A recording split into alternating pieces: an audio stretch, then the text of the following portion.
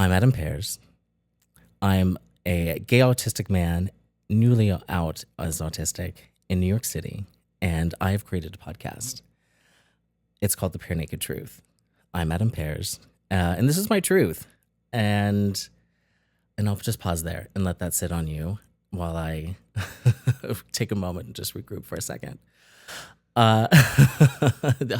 I'm so tired of the sweater that I'm wearing. I have worn the sweater maybe like a dozen times because I have had a dozen starts and stops because this is my dream. I have been in tech for a decade. I've lived 1,000 lives. People want to know, what is this podcast about? You're hearing about life, the things that people don't talk about, and I wish they did. And the lessons that I've learned, hard-earned expertise through everything: dating, relationships, shopping, just living. And the whole point of this is to, I had all these bullet points and everything ready for this. And for some reason, I'm freezing up again because the camera, but it's not a camera. It's just you and me. You're in my house. You're my special friend. And let's start there when it comes to, why am I doing this? Why start a podcast? There's so many other podcasts out there. Why are you listening to this one? 3 reasons. 1, radio has played such a huge part of my life. NPR, just from the beginning. Every day in the car, usually going to school, I was in tears crying about something. Wet socks, burnt toast, something that didn't go right, and I would pretend to be sleeping so I wouldn't have to go to school, and I would listen to NPR and hear about the extreme atrocities that are happening all over the world. And it was a little comforting in some way that other people were suffering as much as I felt I was in those moments, which sounds like twisted, but when you have parents that aren't very no, caring's not the right word, because my parents were very caring. They weren't very nurturing.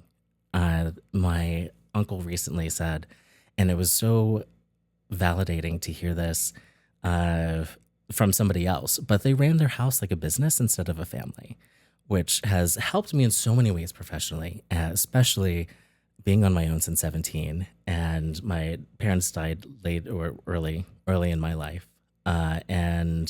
And I had to make it on my own. And I've had so many, well, not on my own. It's really like self-advocating while keeping this thing a secret. So my autism was diagnosed early, and my mother, it was the 90s, Wichita, Kansas. And she was a Black engineer, a female engineer, and wanted me to have the best and absolute chances, every chance in life. And said that there's no room in this world for you to be Black and autistic, and Black and disabled. So we're just going to have to work around this. And they've spent hundreds of thousands of dollars to make me not weird. And as a result, I fool a lot of people. It's scam likely. The whole objective is to seem unbothered when I am highly bothered. I'm highly bothered all the time, but need to put on this air of as I'm cool and collected that has been adapted and perfected over time. I'm always looking around me of how can I improve. And anyway, I felt like I got myself off topic, but 3 reasons why this is important. And I'll go back into the whole NPR thing, but there's so many parts in life and of my life that I had absolutely nobody. And I was alone and scared. And I would have these relationships with people that I listened to on the radio that were living lives that seemed so far outside of mine and gave me the hope that someday I could be someone living an amazing life, sharing it, and have that connection with somebody in the audience, just even if it's one person. Uh, the radio saved my life. There have been three times in my life that I've written a goodbye note and was ready to end it. That this was too much. I had reached my limit, and I was just like, enough. If this is going to be my life, I can't do this. And the last time was in 2018, and I had a plan. Bathtub was run, everything was sitting out. And I remember this man that was on the radio that had extreme depression and talked about how he wasn't able to work and was extremely suicidal. And then read about ketamine therapy, or they tried ketamine therapy, and he tried it and it pulled him out of the hole and saved his life. So I remembered that story while I was ready to like eject myself and tried it. And I will forever be grateful because it saved my life. And I think about that and I said, if I could have that impact on just one person, on just one, and make them feel like they aren't the only one, then that's a win for me. So that's one. That's reason number one. Reason number two is the irritation that I feel when I'm listening to somebody give advice and they have lived no life. I'm sorry, the most interesting thing about you cannot be that you have a podcast. I don't want to hear from you if the only thing that you are doing in your life right now is a podcast. I was listening to I won't name names because I'm not that girl today. But they were sitting around, they're five people, and they're asking simple questions. One was like, have you ever been in an interracial relationship? Everybody said no. So I'm like, so what's the topic here? So what are we actually talking about if you don't have the knowledge that's germane to this conversation? And then and these people live in New York. And then they said, how is it living in New York? And the person says, well, I don't really know because I just work my job, like a random, job to pay the bills. And then I just go home to podcast. And in my mind, I'm just like, so you can't even give me tips about a city that you live in. So why do I think that all of these people are so much more qualified than I am to give advice on a podcast? And so that's the other thing. You want advice from somebody that has been around the block a few times. I've been around the block more times than I'll admit to, but I've also done it skipping backwards. So if there's anybody who should be giving advice of what not to do, because I have made all of the mistakes as a labor of love and extreme expense. I will tell you actually, and I usually, you're not supposed to tell people how much money you spend and how smart you are, but I have spent well over $100,000 to do this whole thing. I have had 3 producers. This has been over a year and a half in the making. I have had so many starts and stops. I've been scammed by a producer that stole $10,000 from me. That is more recently, and still I rise. And number 3, and probably the most pertinent to you, is these are my truths that I'm sharing that I think will help you live a better life. Live whatever life you want. You don't have to live the life that I live. And I think that that's where one of my exes would scream at that sometimes, like, I don't have to live the life you do. And I'm like, I don't want you to, but you could be living better than you are. I don't understand why you're making these choices. One of my friends in a group chat, when I was so excited about myself, because I had gotten them to replace a sign somewhere in the city, and he wrote, I don't know how you wake up every day and choose chaos. And I was like, chaos? Every day I wake up to a disordered world that needs direction and guidance. And I just try to do my part to make everything a little bit better for everybody. That's where I'm coming from. So you'll hear my stories. My misadventures, and all of the things that I learned from them that you can maybe take from. For example, I broke my foot this past December, November, whatever, this past holiday season. Broke my foot, fractured my ankle, but I still wanted to enjoy life and figure out things and get healed as possible. I found technologies like the thing that most people use for BBL. You can use it to increase the strength of your muscles to get you back into rehab like faster. So those are one of the great things that I did. The not so great thing today was I hurt myself riding a bike with a boot on because I thought that you probably could, like a medical boot. So I was didn't feel like waiting for a car.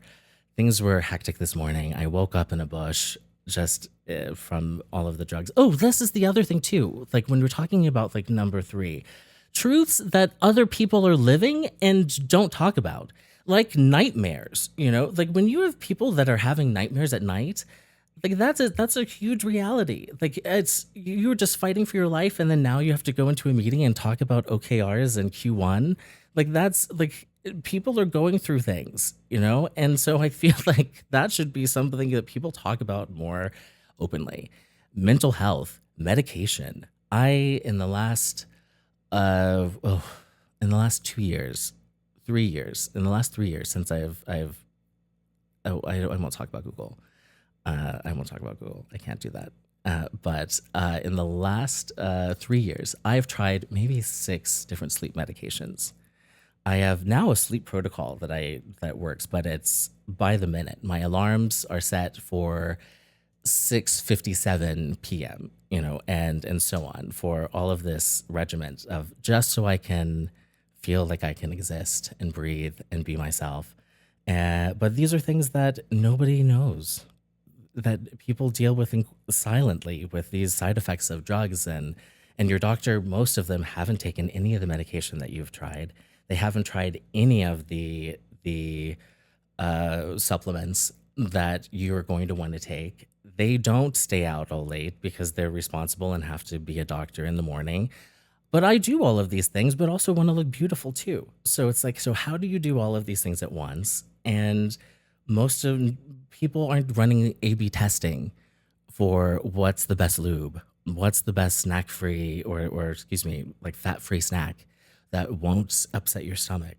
What's the best nausea medicine if you're on a cruise with people that you are frenemies with and you don't want to sweat because there's just there are endless possibilities and stories and use cases that I have suffered through and I want to share because one, I want credit because now the people that are meeting me later in life now, the number one question that I ask or get asked is like, how much of a nepo baby are you? Which I'm flattered that I come off as being like such a well-bred young man, but but that's not my story, and it is a struggle. This is my struggle.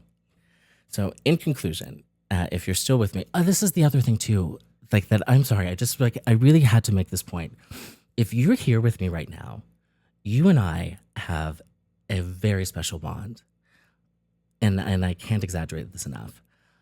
I have best friends that would not listen to my podcast. I gave them a quick cut. They couldn't. They couldn't listen.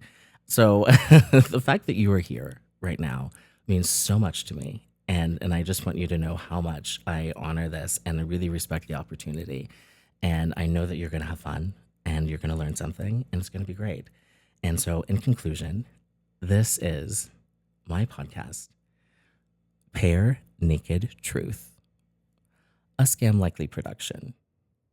Welcome back, my special friend. I'm Adam Pears. I already told you that. You're in my house in New York City. I told you you're going to learn something. And let me start. This is kind of my one of my go-to stumps of everybody should be, and if you aren't, you need to stop what you're doing. You can't be running around with chapped lips. Period. Ever. Ever, ever. Let me say that again. You cannot run around with chapped lips. Period. Ever. Never. No one with chapped lips can tell me anything about my life. If I'm out and whether it's a TSA, it doesn't matter who they are. If they're trying to give me some sort of direction and then have the flaking texture on their lips, it's like you weren't even meeting your criteria for to be an adult human. Who do you think to stand in judgment of me? How dare you? These are the things that I think. And every time when I walk out of the house, if I think I'm a little bit dry, I'm like, oh my God, people are gonna think I'm homeless. And that's like a constant thing. And then that's something that you have to be wary of, especially if you aren't white, then you have to maximize your privilege every place you can. And anyway, so there was a little bit of a digression. I hope that you followed that. Jack Black, and this isn't an ad. This is just a friend giving you a recommendation to another friend. This chapstick can be used as lube in a tight pinch. I put it on both ends. It's one of my secrets, and you should be carrying it around with you at all times. I have gotten into some issues here because I like feeling minty fresh all over. That was the original V1. V1 of this was mint chapstick because I was like, oh, well, who wouldn't want to feel like a fresh, refreshing breeze, every part of their body. Where you don't want to? Your eyes. I was out at this party, and I don't know why I'm getting shy right now. But this friend went down and he asked, like, may I eat your ass? And I said, okay. And went back there and we were having a good time. And then he starts screaming and he's like, oh, my eyes, they burn. And then I realized, like, oh, the mint has like menthol. There's a little bit of menthol in it. So that was getting in his eyes. And that's why I switched to grapefruit flavor. So this is the type of A/B testing. There's another story, but I've already told it on some other episode of this porn star that I was so excited. I had like a huge crush on, and was spinning around the club, and he was just like, "Oh, may I eat your ass?" And I was like, "Okay," and went down there, and then he was screaming because the sunscreen that I put everywhere on my body to give me like this beautiful glow was like in his eyes. And I was trying to pretend like I didn't know why. And I was like, what? That's so weird. All right. So I'm in my house and we can talk about, the dirt and the details of putting this together. I told you that I was scammed. So this was the most recent. This is after this is producer number 3. So this is producer number 3. And I thought, okay, I'm going to go with somebody who seems like they know what they're doing. They have some clout. I really liked his work. I'd seen it for years. When I was in BH, there was a Canon ad of him, like, and this is of him using the camera and going around. I was like, oh wow, this is legit. He had a campaign with Gigi Hadid, had a campaign with Pamela Anderson, like very recently, and I like fell for it. And even though I knew, like, again, I bought scamlikely.com because I know about scams. And a lot of the things when it comes to scammers are people that are presenting things and want you to believe things that are not true to their being. There are always the staples that you need. You need some sort of relevance or familiarity, and to position yourself as an expert, and he had all of these things. But from jump, when I first met this man, I got vibes that weren't so great. Like, he seemed erratic, and I was like, oh, maybe he's just an artist. He was with an assistant that also seemed like he felt like this guy was being erratic, didn't know how to use a camera, deleted footage off of a camera that I told him like not to use, that we weren't even in use. So then I'm like, I don't want to cuss you out at the beginning, and I want this to be a fun vibe. But also, sir, I am paying you a lot of money to put this forward, and I'm expecting some professionalism. He didn't block anything, didn't know anything about lighting. The assistant, who was maybe 20 years old, was doing everything while this clown ass was playing poker over in the corner. And I was trying to be empathetic because I know his dad just died and he was like maybe going through something. But again, when you were collecting $10,000 as a fee and want a retainer, this man wanted me to pay him a retainer of $5,000 regardless of if he gave me any work, And so we had like this contracts, everything contracts I've been writing my entire life, like literally my entire life. We would sue each other in the family. Like this is just something that we did. I was on Judge Judy told me to grow up. But I was really just standing on principles. And I wonder if she would apologize now that I'm out as autistic, telling me to grow up because she was making fun of disabled people. That's like a jaw joke. But anyway, let me get back to this ass clown. So he's playing poker. It barely came together. He's like ranting at me, just absolute chaos. So let me get through the story. So that was situation number one. I hired him to do the intro to this. So me dancing in my house and getting ready. Whole concept was mine. Everything was the lighting, just like everything. He brought a camera and a man, and that's it. And I couldn't really be bothered to do any of it.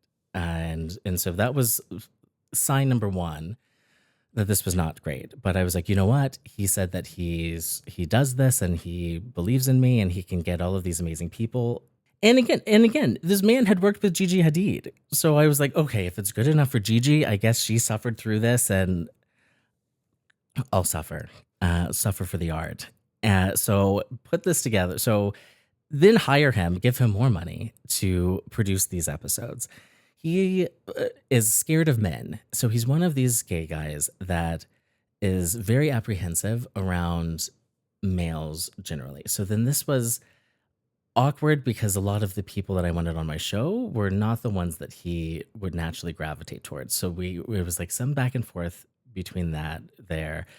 But I'll jump forward. I met some interesting people. I met the Miss USA that was here, and you'll see that episode. I met this woman from Florida named Shay, who has a lot of crazy opinions that I did not agree with, but it ended up being an okay time. But either way, jump to the part where he disappears for a month, doesn't tell me that he's going anywhere. His cousin was working. He brought one day to set.